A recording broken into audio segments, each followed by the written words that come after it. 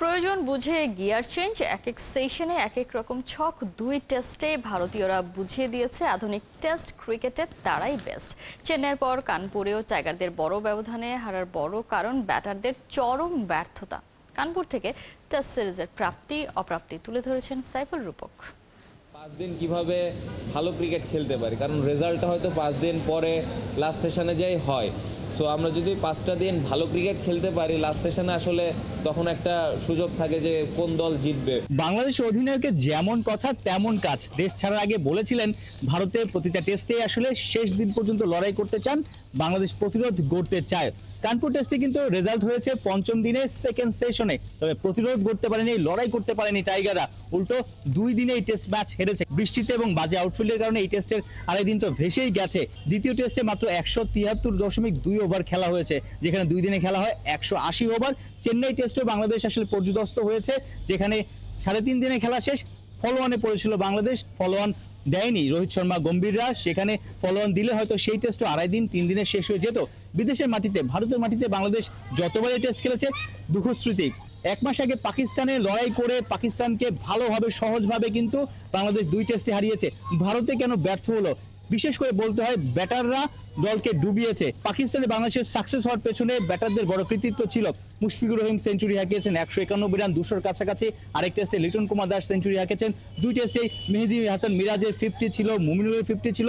দলগতভাবে আসলে এক এক সময় এক এক ব্যাটাররা দলের জন্য রান করেছেন, বোলাররাও নৈপুণ্য দেখিয়েছে। ভারতের মাটিতে এই 2 টেস্টে বাংলাদেশের সেরা প্রাপ্তি বলা যায় প্রথম টেস্টের প্রথম দিনের প্রথম সেশনটা, যেখানে ভারতীয় টপ অর্ডারকে ভেঙে চুরে দেয় বাংলাদেশি পেসার হাসান মাহমুদ। ব্যাটাররা মোটা দাগে ব্যর্থ হয়েছে 2 টেস্টের 4 ইনিংসে। বিশেষ করে মুশফিকুর রহিম, লিটন কুমার দাস, সাকিব আল হাসান, মেহেদী মিরাজ কারোই কোনো 50 নেই।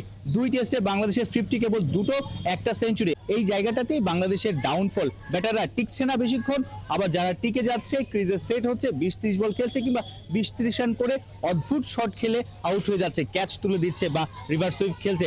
বাংলাদেশের শট সিলেকশন, ব্যাটারদের বল সিলেকশন কিংবা ম্যাচ অ্যাওয়ারনেসে অনেক ঘাটতি লক্ষ্য করা গেছে, যেখানে ভারতীয়রা যারা সেট হচ্ছে তারা কিন্তু দলের জন্য ভালো কন্ট্রিবিউট করছে, দলের রানটা ভালো জায়গায় পৌঁছে দিয়েছে।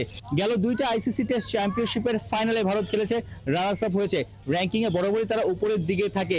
এই 2টা টেস্ট ম্যাচে বাংলাদেশের ক্রিকেটাররা, টিম ম্যানেজমেন্ট কিন্তু ভারতীয় কোচ, ক্যাপ্টেন বা তাদের স্ট্র্যাটেজি দেখে অনেক কিছু শিখতে পেরেছে। বিশেষ করে কানপুর টেস্ট আড়াই দিন খেলা হয়নি বৃষ্টি এবং বাজে আউটফিল্ডের কারণে। তারপর ভারতীয় বোলাররা যে আক্রমণাত্মক স্টাইলে বোলিং করেছে, তারপর রোহিত, জয়সওয়াল যারা ব্যাটিংয়ে নেমেছে, এগ্রেসিভ ব্যাটিং করে বাংলাদেশের রানটাকে টপকে গিয়ে যে জয়ের লক্ষ্যটা দেখিয়েছে, যে তাদের তাড়না কতটা আসলে ফুল পয়েন্ট নেয়ার, এবং এই 2 দিনের ম্যাচেও যে তারা রেজাল্ট বের করে আনার যে তাড়না দেখিয়েছে, এটাই কিন্তু অনেক সিগনিফিকেন্ট বিষয়। 24 বছর ধরে টেস্ট ক্রিকেটে বাংলাদেশ এখন অব্দি ভারতের বিপক্ষে সাদা পোশাকে কোনো ম্যাচই জিতেনি টাইগাররা। আরো একটা দলের বিপক্ষে আসলে জয়ের দেখা পায়নি বাংলাদেশ ক্রিকেট দল, সেই দলটার নাম সাউথ আফ্রিকা। দিন 20 পরেই প্রোটিয়াদের বিপক্ষে ঘরের মাঠে জোড়া টেস্ট। নিশ্চয়ই পাকিস্তানে যে ফলটা করেছে সেই ফলটাই সাউথ আফ্রিকার বিপক্ষে দেখাতে চাইবে মুশফিকুর রহিম, লিটন কুমার দাসরা। হয়তো ভুলে যেতে চাইবে ভারতে এই বাজে স্মৃতিটা।